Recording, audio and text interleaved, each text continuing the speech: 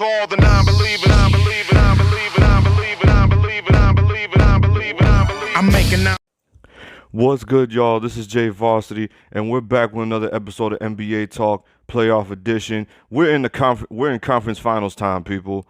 We're in conference finals time, but we got quite a few things to talk about, and this has just been one interesting NBA playoffs. Unfortunately, injuries have played a huge factor, and quite a few people are disappointed. But anyway, you can't help but be happy for some of these franchises because for the first time in a long time, we're probably going to see players getting their first deep runs and possibly winning their first NBA championship. So this is a very special time in the NBA. So anyway, we're going to get right on into it. We're going to start with the headline. The headline from this past weekend. We had 2 Game 7s this weekend. Both of them were huge, but one I would say is the most shocking was the Atlanta Hawks beating the Philadelphia 76ers. And I gotta give a shout out to the Atlanta Hawks. They've made me look bad for quite a while. They've really made me look bad because at first I didn't even think they were gonna make it past the Knicks. I'm not even gonna lie to you. I thought they would be out in the first round because playoff inexperience and all that, but they've really stepped up. In big time against the Sixers. They stepped up big time against the Sixers.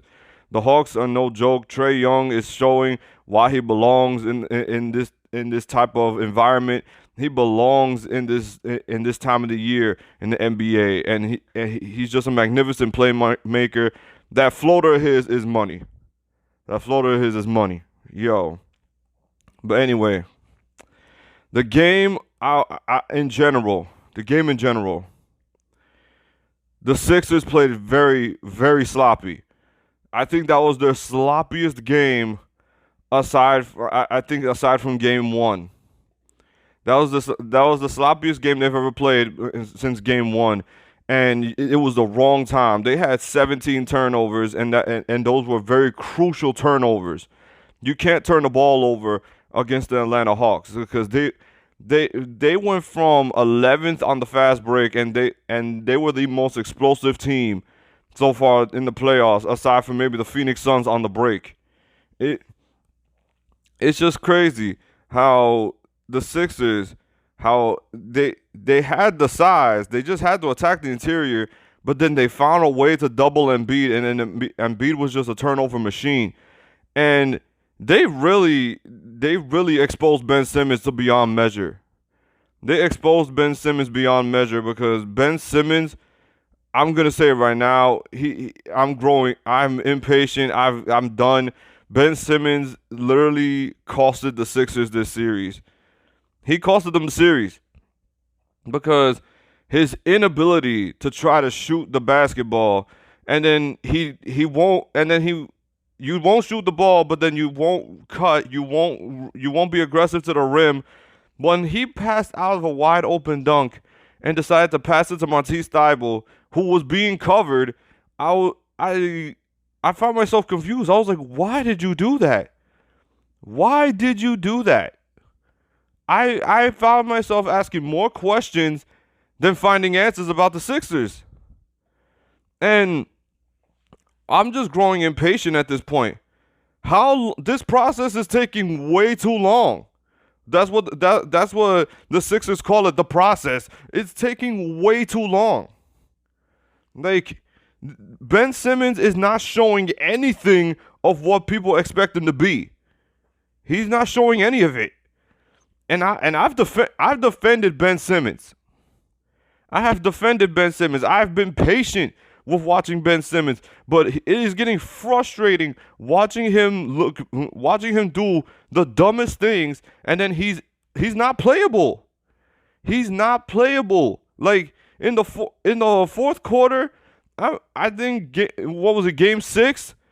Doc Rivers did the one smart thing that I think he should have done for the majority of this series, and that was sit Ben Simmons through half of the fourth quarter. if the game was close, sit Ben Simmons through half of the fourth quarter, and just let Shake Milton or let Maxey take over with Embiid, because at least Embiid and Seth they would put up buckets, but they need that other guy to give them a scoring punch, and Ben Simmons just wasn't that. He wasn't aggressive. He was running away. I don't know what was, and then he was afraid to be a threat on the offensive end some way, somehow. And then you were lackadaisical on the defensive end. You had a couple of good blocks on Trae Young, and that's just about it. That is just about it. Now I'm not discrediting the Hawks. The Hawks, they played great. Kevin Huerter, he was absolutely on fire last night. Trae Young, even though he played bad, he still made key plays. He still made key plays. The Hawks stayed in the game. They didn't fear the Sixers. They didn't fear the Sixers. They knew they had a chance. Anytime you got a team that's full of shooters like that surrounding a great playmaker, you have a chance. So I don't know. And then I just don't understand. It's like, Embiid is getting double teamed. There's no other scoring threat. You had no other scoring threat besides Seth Curry. Even Tobias Harris played like garbage in Game 7. I'm not giving the Sixers a pass at all. I'm the only person I'll probably give a pass is to Joel Embiid, and even he had some really dumb turnovers. But Joel Embiid, this series is not on him. This series is not on him whatsoever. I'm giving Joel Embiid a pass. I'm giving Joel Embiid a pass because he's growing frustrated. He's getting frustrated. He threw shade at, I think he even threw shade at Ben Simmons, and it was like nobody noticed it. And then things are bad when they ask Doc Rivers, can Ben Simmons be a point guard on a championship team? And he says, well, I don't know about that. That to me is saying that the Sixers, you better be planning on moving Ben Simmons if you make a statement like that. And I think you need to do it as quick as possible. They need to move Ben Simmons as quick as possible because this duo does not fit. They don't fit. Embiid needs a guard that he could run the pick and roll with, that's not afraid to shoot the ball. I'm sorry. I'm just so frustrated with the Sixers. I'm so frustrated. As a basketball fan, I'm too frustrated with the Sixers. I'm not even like a diehard Sixers fan. I'm not a Sixers fan at all, but I'm frustrated for them. I imagine how impatient they're growing. Because, like, this 2 out of the last 3 years, you gotten eliminated in a Game 7. And then one of those Game 7s, you lost by a buzzer beater. And then you lose to a young Atlanta Hawks team. What chance do you think you're going to have next year? Unless you move Ben Simmons, I don't give the Sixers a chance in hell to win a championship next year. I don't give them a chance in hell. Like, I really don't. Like I said, shout out to the Atlanta Hawks for pulling off the big upset. And this is that they at least know how to play team basketball. They have shooters. They have guys that they could run. They could give the ball to, and they'll put up something. They'll give you a layup. They'll give you a three, a mid range, something. All I saw from the Sixers, give the ball to Embiid in the post, find Seth Curry. There you go. That's all I saw. Tobias Harris, he gets the ball. He rather dribble into coverage and then take a contested jumper. I don't get it. I really don't get it. And then you don't play Shake Milton for who knows how many minutes. You play Shake Milton for only a small amount of minutes. Maxey gets a small amount of Maxey. Wasn't as impactful as he was in Game 6, but I think he should have gotten a little bit more of the pick and roll with with Joel Embiid because I feel like they're more effective together than he is with Ben Simmons. The question is now, what do you if the Sixers are even thinking about trading Ben Simmons, who are you going to trade him for? Because I imagine his trade value probably went down after this playoff series. The only thing I could probably say is that increases his value is probably his defense, because to me, he should have won Defensive Player of the Year. And don't even get me started on how glad I was that Rudy Gobert got completely exposed by the Clippers. I don't even get me started on that. But yeah, the process to me, it should have been over. It's over now. It is absolutely over. You need to break up Ben Simmons or Joel Embiid. The Sixers have a tough decision to make. Trade Ben Simmons or trade Joel Embiid. And I'll tell you right now, you're the biggest idiots on earth if you ever think about trading Joel Embiid. That's all I got to say about the Philadelphia 76ers. I could say a whole lot more, but then this episode will be way too long. The next game, let's talk about the Game 7. That was probably the best game of the year. And that's the Milwaukee Bucks and the Brooklyn Nets. First of all, to all the people that were still saying that the Nets were going to win the championship, even though they were riddled with injuries and everything, all I got to say is, where Brooklyn at? Where Brooklyn at? Oh, yeah, they're in Cancun just like everybody else. They are sitting at home watching the rest of the playoffs just like everybody else. Oh, my. I was enjoying that. The fact that they thought that Kevin Durant was going to do another superhuman performance, and he almost did. The fact that that's what they wanted was another superhuman performance from Kevin Durant, and he almost pulled it off. And like he said, and I quote, if it wasn't for his big ass feet, they probably would have won the series, because his foot was that close to being off the line for a three. But the game of basketball, between the game of basketball and the game of football, it's a game of inches, man. It's a game of inches, bro. But I was happy as hell to see Brooklyn get eliminated. Injuries or not, I was happy as hell to see Brooklyn get eliminated. I was so tired of hearing bandwagon Nets fans getting on people's cases, talking about that they were going to win the championship no matter what. And then I was beyond happy with how disappointed Brandon Marshall was on First Things First. And I can't watch that. I can't watch that whatsoever. But the fact that I will never forget this quote, that he said the Brooklyn Nets don't need to play defense to win a championship, and the fact that their season ended on a defensive stop because Kevin Durant got posted up Jrue Holiday on top of the key and threw an air ball to end their season. It's the irony is real. The irony is real. How the Brooklyn Nets season ended on an air ball on a defensive stop, and you have people saying that the Nets don't need to play defense to win a championship. Now, granted, Kyrie did get hurt. That was tough to watch because, you get tired. You love watching Kyrie play basketball. But then Kevin Durant was an absolute monster in this series. I'm not taking away nothing from Kevin Durant. He was an absolute monster in this series. But this is absolute karma. This is karma. This is karma for all the arrogance that he had when he was playing Golden State.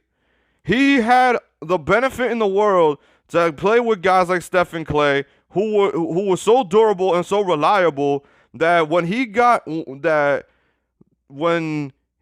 spoiled with it and he was ungrateful, he decided, I'm gonna create my own super team, and then realized, and then nobody expected James Harden to get banged up, to tell you the truth, but we all expected at some point Kyrie was gonna get hurt because Kyrie is injury prone. KD is injury prone himself. But then the fact that James Harden pulls his hamstring in game 1 of the series, Now, he did come back for the rest of the series. He played games 5, 6, and 7. But how effective was he, to tell you the truth? Let's be honest. How effective was he? Because if it's not Kevin Durant doing everything, the Brooklyn Nets were nothing. Joe Harris was garbage. Blake Griffin was okay.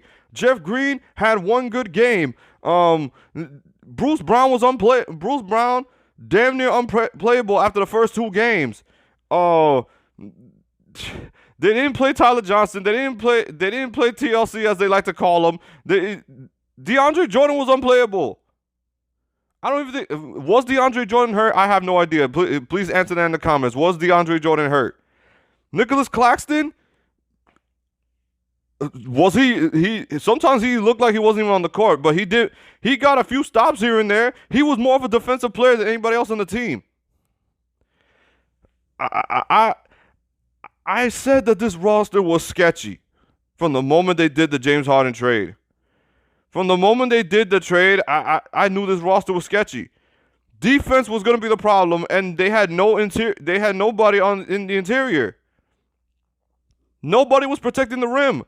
That's why it frustrated the hell out of me when the Bucks were not attacking the paint. And Giannis finally realized, hey, he realized what, 6 games into the series, hey, there's nobody protecting the paint. It's just Blake Griffin. I can take him. Like, come on, bro. Like, you did that. The way Giannis took over in Game 6 with Chris Middleton. Now, Chris Middleton was very sloppy in Game 7. Let's not get it twisted. But he came through big in overtime. But Giannis, stop taking these threes. You're giving the defense a break. You bailed out the Nets so many times by taking these very stupid threes that you should not be taking. Your best bet is looking for the shooter if you're gonna do something like that. Look for the shooter. Oh, but yeah. But like I said, I enjoyed watching the Nets lose, especially just because of Kevin Durant. Karma I'm just gonna say it. Karma is an absolute bitch. And I enjoyed watching it for that reason. Karma. He literally got jumped by the Milwaukee Bucks. He had to put up a solo performance and fail. And it ended on him shooting an air ball in overtime.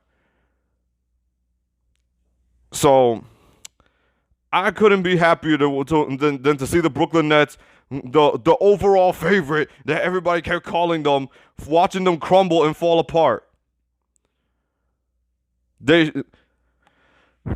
Will this team be back? Yeah. But I don't know.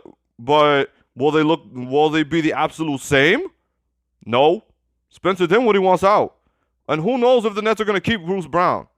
They're definitely not keeping Mike James because he was unplayable in this series. They might. I think they're gonna keep Jeff Green. Like, who knows? Blake Griffin cannot be a center. He can't be a center. I'll tell you that right now. He cannot be a center. But yeah, who the hell knows what the Brooklyn Nets are gonna do? But let's give up. Aside from that, that's another thing that's really irritating me. How we're seeing more posts about Kevin Durant, and then you got people still disrespecting the Milwaukee Bucks. You still got people disrespecting the Milwaukee Bucks, and they're still disrespecting Giannis, even though Giannis went toe-to-toe with KD. KD put up 48. Okay. Nets still lost. Giannis put up 40. The Bucks won. It's like Giannis made a statement. That was a statement game for Giannis. That was a statement game for the Bucks. That, hey, we're not pushovers. You're gonna have to fight to win these games. Now for this series against the Hawks, I need the Bucks to absolutely dominate.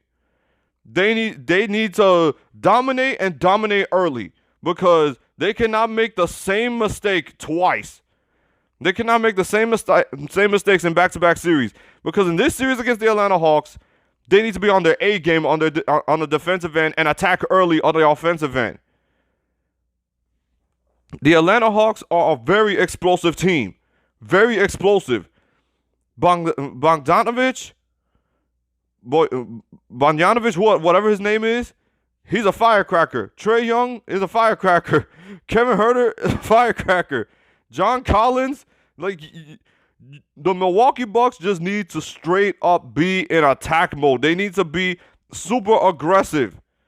And Giannis, don't ever decide to shoot threes in this series. Don't ever decide to shoot threes in this series. I have the Bucks winning this series in the Eastern Conference Finals.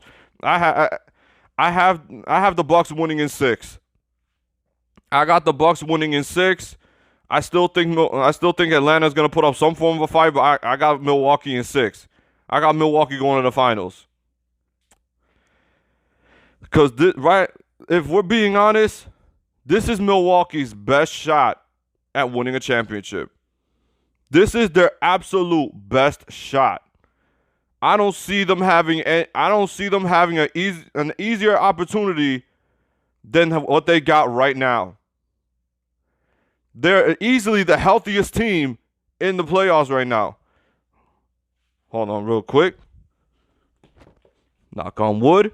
They're the healthiest team in the playoffs right now. Aside them and the Phoenix Suns, I'm going to get into them in a minute. The Milwaukee Bucks need to get out of the East. You really can't afford to lose this series against the Atlanta Hawks. But I don't think they will. Bucks in 6. Now let's get on to the Western Conference Finals. We already had game 1, but before I cover game 1, I want to bring up what I was talking about earlier with the Clippers losing Kawhi Leonard and still pulling off the upset against Utah. How they exposed Rudy Gobert to try to guard the perimeter, and he just flat out couldn't do it.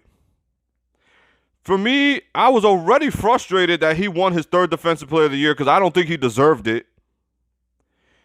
But the way that the Jazz straight up choked, and I'm saying the Jazz meaning everybody but Donovan Mitchell, everybody but Donovan Mitchell choked. They blew a 25-point lead. They were on fire from the 3-point line. Jordan Clarkson and Donovan Mitchell were on fire, and then Jordan Clarkson just flamed out in Game 6, and Donovan Mitchell tried to keep them in the game. He tried. But once that lead was lost, they had no chance of ever getting it back. The Clippers were just they were on some maxed out 2K ratings when it comes to 3-point shots. Everybody was making threes. Patrick Beverley, Luke Kennard, Paul George, Terrence Mann, and Terrence Mann had a monster game.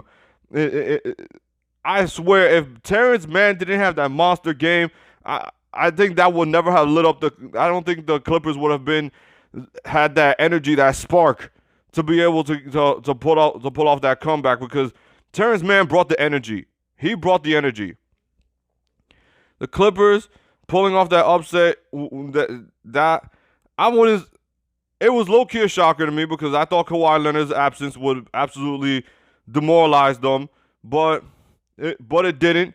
And for anybody praising Paul George and everything, okay, he made it to the conference finals. Now try to win this thing.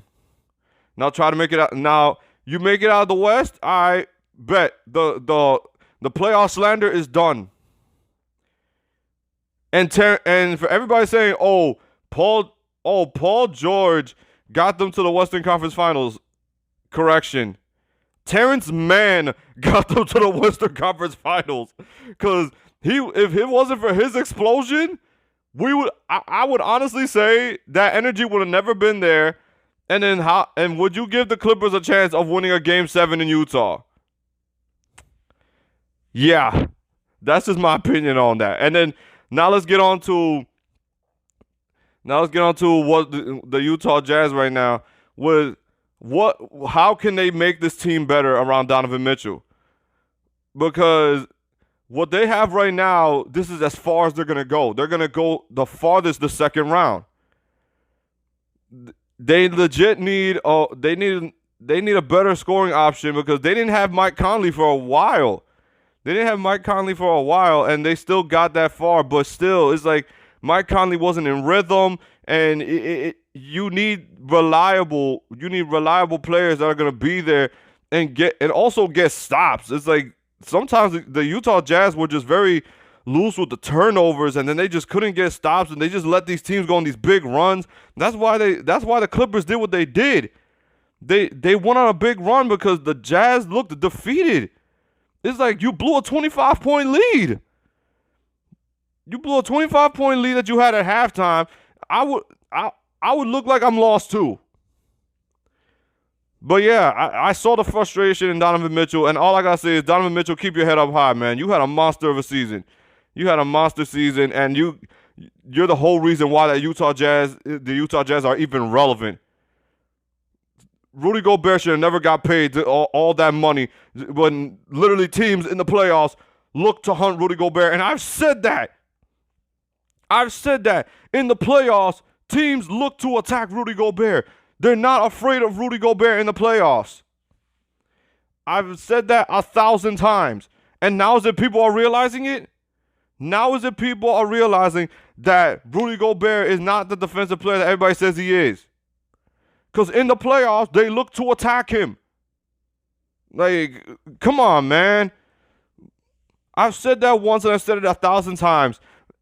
Every guard looks to attack Rudy Gobert in a playoff series. Because he has slow feet, can't keep up with guards, and he can't guard the perimeter. It's a fact. He can't guard the perimeter. It's a fact.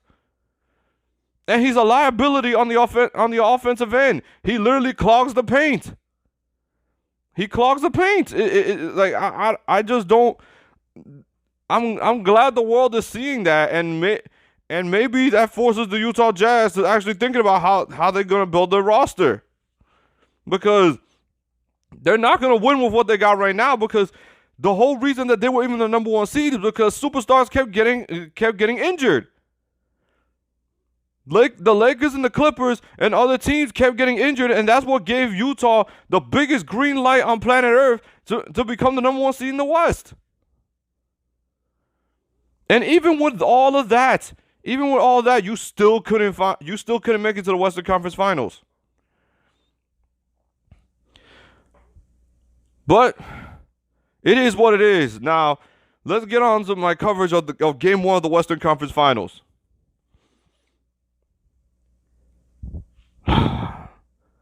Ladies and gentlemen, if you don't know this man's name by now, what have you been watching when it comes to NBA basketball?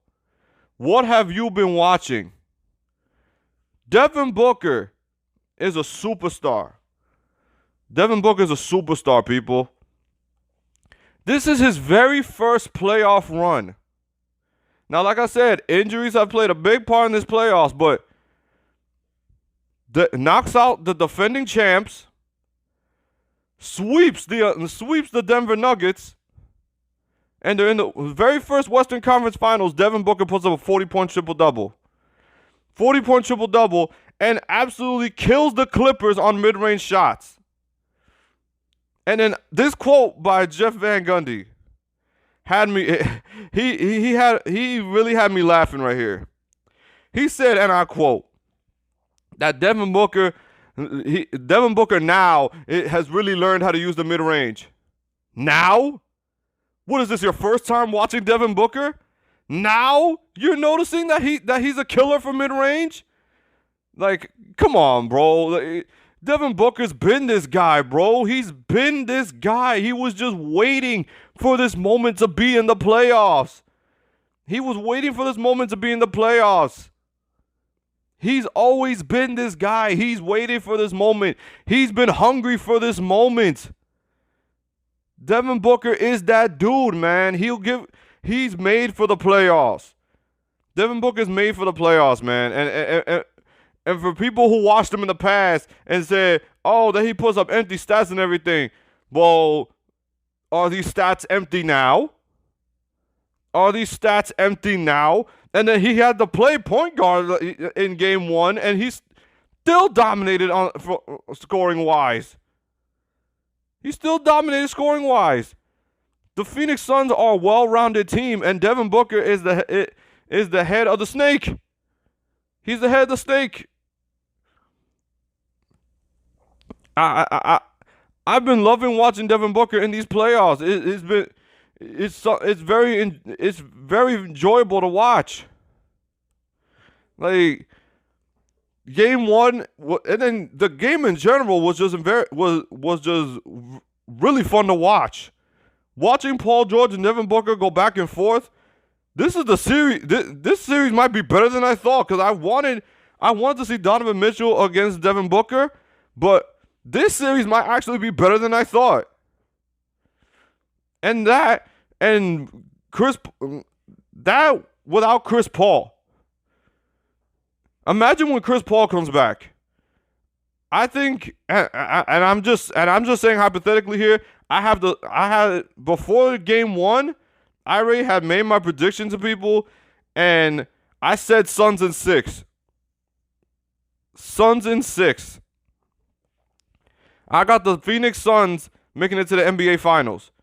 I got the Phoenix Suns and the Milwaukee Bucks going to the NBA Finals. That's my finals matchup. And then I got the Bucks winning and then I have the Bucks winning that series in 6. If that's the case. So you heard it here first.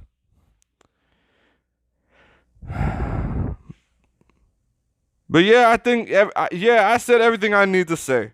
That's it. That's all. I hope you guys have been enjoying the playoffs. I know a lot of people are disappointed because, a lot of stars have been hurt and, certain teams got eliminated early. But that's basketball. It's not a perfect game. Injuries are a part of the sport, but at the same time, it's just unfortunate to watch. Anyway, that's it. That's all. Like, comment, subscribe, and hit the bell if you like basketball content. Stay safe. This is your boy Jay Varsity, and I'm out. Peace. We got some non-believers out there. Make believers out of non-believers.